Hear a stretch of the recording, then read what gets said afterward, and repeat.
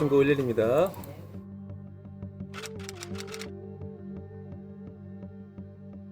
여성분이 전화가 오셔서 전화하시자마자 다짜고짜 아들 엄마야 이렇게 얘기를 하시는 거예요. 근데 조금 그 목소리가 좀 평범하진 않았어요. 예사롭지 않아요. 예. 긴급신고 112입니다. 다시 이렇게 한번 얘기를 했는데 아들 엄마야 이렇게 들려요. 무슨 신호를 보내시는 것 같네요. 예. 그래서 혹시 그러면 무슨 일인지 작게라도 속삭여 줄 수 있어요? 그랬더니 자다가 일어나 보니까 모텔 같은데 와 있고 모르는 남자가 있고 너무 무서워서 일단 화장실로 도망왔어요. 그러는 거예요. 씻고 나온다고 이렇게 해서 도망왔다는 거예요. 그래서 이건 진짜 큰일 났다. 근데 이제 긴급하게 휴대폰 위치 추적을 하고 그렇죠. 이제 대략적인 위치는 나오는데 정확한 위치가 나오진 않죠. 이제 실내 같은 경우에는 뭐 GPS 이런 게 현출이 되지 않기 때문에 근데 이분이 길게 또 대화를 할 수 있는 상황은 아닌 것 같고 밖에서 막 문 두드리는 소리도 왜 안 나오냐고. 그때 이제 짧은 시간에 엄청 생각을 많이 했거든요. 이걸 그러니까 어떻게 이걸 어떻게 해, 그죠? 이게 어떻게 무슨 모텔인지도 모르신다고 하는데 이거를 어떻게 찾아내야 되지 하는데 이제 제가 그때 생각했던 게 혹시 비누나 아니면 뭐 칫솔 그럴 아니면 때. 수건 이런데 그 모텔 이름이 써 있는 써 경우도 있죠. 있잖아요. 네. 그래서 그거를 물어봤어요. 그랬더니 다행히 수건에 작게 무슨 모텔이라고 써 있다는 거예요. 그래서 일단 모텔을 특정을 했어요. 모텔을 특정을 해서 현장 경찰관들은 그 위치값 나오는 주변에 그 모텔로 경찰관들을 출동을 시켰고 이제 그 다음 문제는 그 모텔이 한 1층부터 8층까지 있는데 그 짧은 시간에 그 모텔을 다 뒤질 수는 없잖아요. 이거 어떻게 할까 이제 또 엄청 고민을 하다가 거기 모텔별로 아마 객실에는 전화기가 있잖아요. 그 남자한테 우리 뭐 가볍게 뭐 맥주나 한잔 하자던가 이런 식으로 최대한 카운터로 맥주나 이런 걸 주문을 해달라. 그거를 좀 어머님이 한번 해주셔야 저희가 빨리 찾을 수 있다. 그래서 이제 어머님이 다행히 이제 용기를 내주시고 그래서 현장에 있는 경찰관들이 그 카운터에서 몇 호로 들어오는 걸 발견하고 이제 맥주를 가지고 올라가서 다행히 아무 일 없이 구해내셨고. 예. 그때는, 진짜 참 예. 다행이네요. 아찔하네요, 진짜 아찔해요. 예.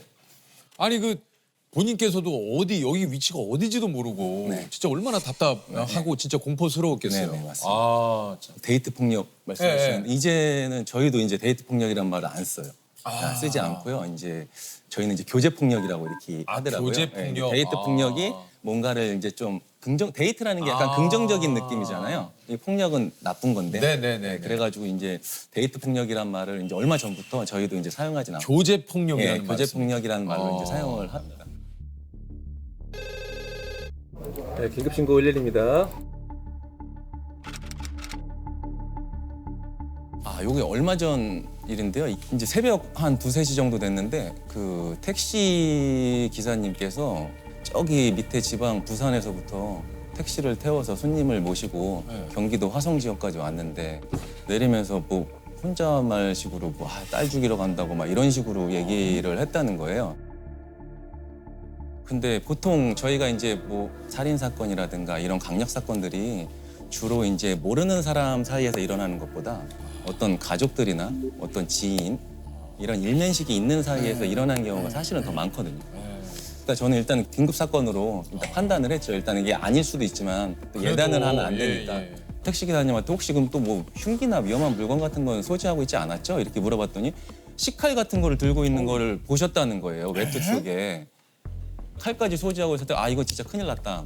근데 내려준 지점을 물어보니까 어느 특정 아파트 앞 근처 도로에서 내려줬다고 얘기를 했어요. 근데 그 아파트가 그 신도시여서 그런지 동일 지명이 그 똑같은 아파트가 거기에 1차부터 10차까지 있는 아파트고 아이고, 요즘 신도시들은 동일한 아파트 이름이 되게 많아요. 네네네. 그렇죠. 그래가지고 이거를 어떡하지? 일단 내리긴 내렸는데 이 사람은 빨리 확인을 해야 될 것 같은데 네. 그러던 찰나에 저희 상황실이 되게 넓거든요. 저희 30명 정도가 다 이런 전화를 받아요.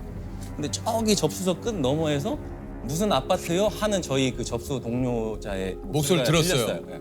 그래서 그 아파트? 아까 내려던 거긴데 그랬더니 그 내용을 계속 얼른 뛰어가서 파악을 해보니까 이제 그 경비원분이 신고를 하신 건데 어떤 분이 뭐 딸을 찾아왔는데 뭐 동호수도 정확히 모르고 조금 이상하다 이런 얘기를 하셨다는 그런 신고 내용을 파악하고 이제 딸 찾아왔고 그 아파트 주변 하니까 이거는 분명히 그 사람일 것 같다. 네. 그래가지고 빨리 이제 저희가 지령대 아까 말씀하신 무전 지령하는 지령대로 뛰어가서 이쪽으로 경찰관들 빨리 현장에 있는 경찰관들 빨리 출동을 시켜라.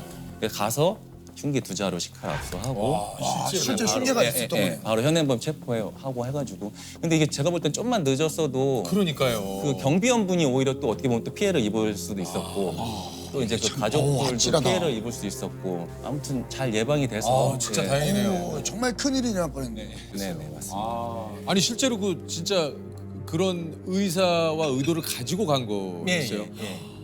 와. 해가지고 그래도 다행히 잘 예방이 진짜 됐던 것 같아요. 진짜 다행입니다. 네, 예. 이게 진짜 이런 일을 막은 거잖아요. 참. 갑자기 비명소리 전화가 저희는 전화가 그냥 사이렌도 안 울리고 띠리리릭 하고 그냥 들어오고 띠리리릭 하고 뭔가 말을 하면 되게 다행스럽다.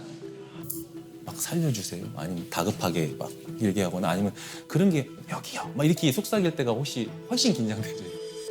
하루 근무하면 그래도 좀 어느 정도는 빈번하게 발생을 하니까.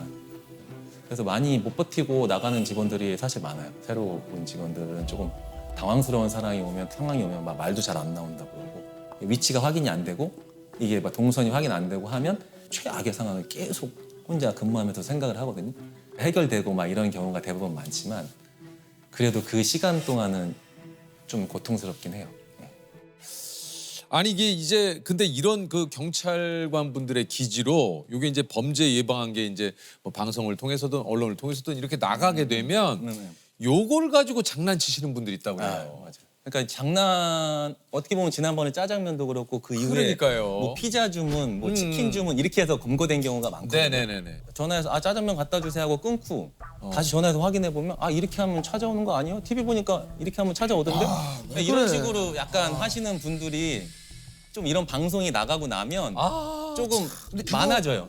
그 부분들에 대해서는 뭐 어떻게 뭐 법적으로 이제 이거 처벌을 받아야죠. 거짓 신고나 이렇게 처벌 받을 수도 있는데 근데 일단은 더 중요한 거는 그 시간만큼 그렇죠. 저희 많은 경찰관들이 현장에 투입돼서 정말 도움이 필요한 사람들이 그렇죠. 도움을 못 받을 수도 상황이 있으니까. 생길 수 있잖아요. 본인은 장난일지 모르겠지만 이것은 법에 의해서 처벌을 받습니다. 이 점을 좀 확실하게 아시고 그런 장난을 하지 않으셨으면 좋겠습니다. 이건 좀 누구에겐가는 진짜 절박한 일이잖아요. 그렇죠. 얼마 전에 그것도 참 저 뉴스 보고 참 119에 전화를 해서 내가 좀 샤워를 하고 나갈 테니까 몇 시까지 와달라. 뭐 이런 또 뉴스. 그 무슨 얘기예요? 내와달라고 했어요. 아니 그러니까 이건 뭐 위급한 상황에 부르는 119인데. 그러니까 이런 민원도 있다고 그래요. 희한하네. 근데 이런 게 의외로 상당히 많아요. 많아요. 어떤 여성분이 전화 오셔가지고 낮인데 저희 지금 3시간째 감금돼 있다고 저희는 납치 감금 이거 완전히 코드 제로 난리 나는 거거든요. 이게 감금이요? 이렇게 했더니 지하 주차장에 차가 너무 막혀서 3시간째 감금돼 있다고. 이런 신고는 조금 어떻게 아니 조금이 아니라 그러시면 안 되죠. 당황스럽기도 하고요. 이거는 그리고 또 저녁 때 같은 경우에는 이제 술 취하시는 분들이 많으니까 이제 뭐 택시 타고 가면서 이제 뭐 나 지금 감금돼서 가고 있다, 뭐 납치돼서 가고 있다. 내려달라고 하는데도 안 내려준다. 저희 휴대폰 위치 확인해 보면 고속도로예요. 고속도로에 내려줄 어떻게 수가 내려요, 없죠. 거기서? 그러니까 이제 이런 식으로 약간 술 때문에 문제가 돼서 이렇게 신고하시는 경우도 많이 있고. 긴급신고 119입니다. 네네. 아니 본인 바지는 본인이 풀으셔야죠. 그걸 경찰관이 어떻게 풀어드려요. 이제 다른 긴급신고 근데 바지는 뭐 안 되면 단추를 자르시던지 이렇게 해보세요. 죄송합니다. 계속 이렇게 욕설하시면 안 되고 여기 다른 긴급신고 받을게요. 여러 번 전화하시는 분, 약간 반복적으로 신고하시는 분인데 약간 뭐 그냥 술 먹었는데 바지가 안 벗어진다. 화장실 가고 싶은데 뭐 이런 그냥 술 취하신 분. 저녁 때 일어나는 그 대부분의 신고는 이게 음주와 관련된 그렇죠. 신고들이 너무 많아요.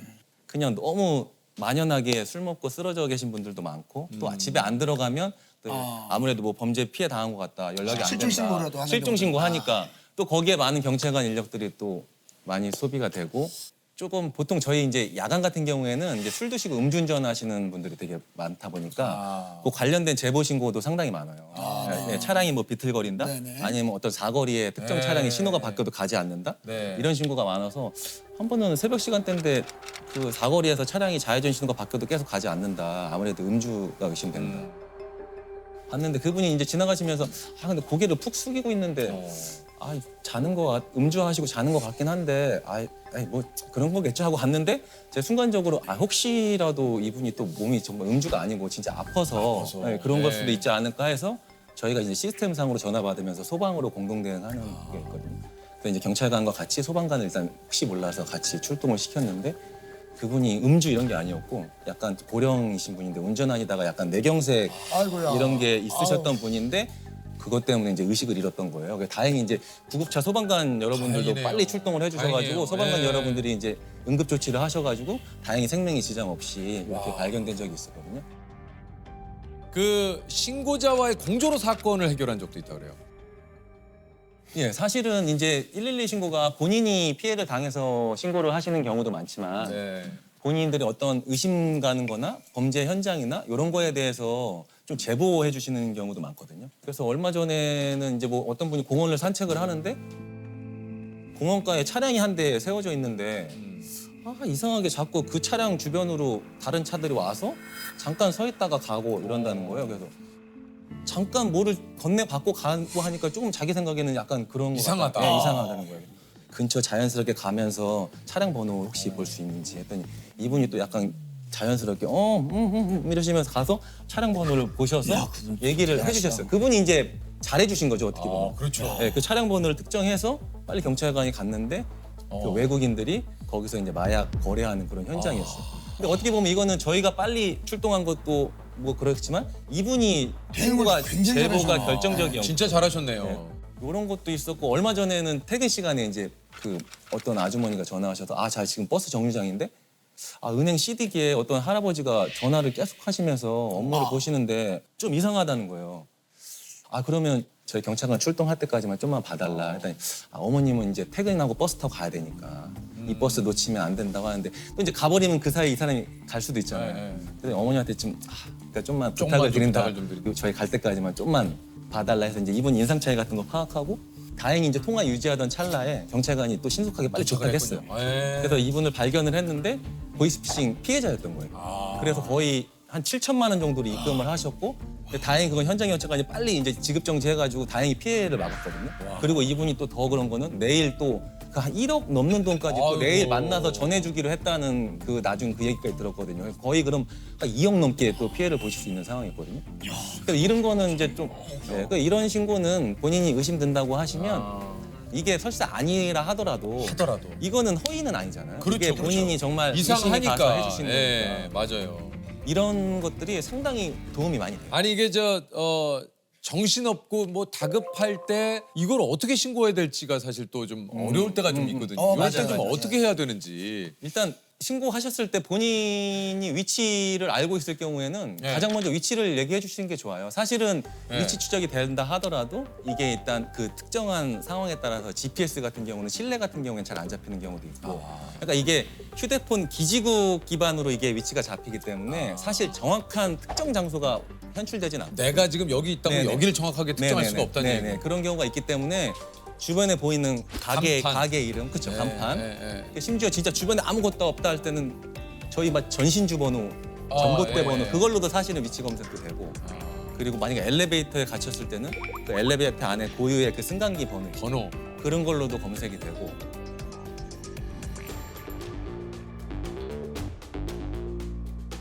요거 이제 위치를 내가 어느 정도 파악할 수 있을 때라면 그렇지만 이제 네. 신고조차도 굉장히 조금 이렇게 좀 하기 힘들 때. 네. 하기 힘든 네. 그런 상황도 좀 있지 않습니까? 전화하는 것 자체가 불가능한 경우도 있잖아요. 예, 그런 경우 있죠. 그럴 때는 사실 112 문자로도 신고가 가능하거든요. 받는 사람 112 하셔서 그래요? 예, 문자로도 진짜요? 신고가 가능해요. 뭐 지하철이라든가 버스를 타고 가고 있는데 옆에서 뭐 누가 추행을 한다거나 예. 뭐 소매치기를 한다거나 여기 소매치기 있어 이렇게 신고하기 어렵잖아요. 문자로? 그럴 경우에는 문자로 지금 몇 번 버스 타고 어디에서 어디로 가는 길인데 내가 지금 어디 버스에 있고 아니면 어느 지하철에 있고 이런 내용을 간단히 작성하셔서 112 문자로 보내주시면 저희 여기 시스템상 문자가 현출이 되고 또 현장 경찰관들도 문자로 대화를 하면서 최대한 빨리 출동을 하거든요. 본인이 정말 통화하기 곤란한 경우에 문자로 신고해 주시면 가능합니다. 알겠습니다.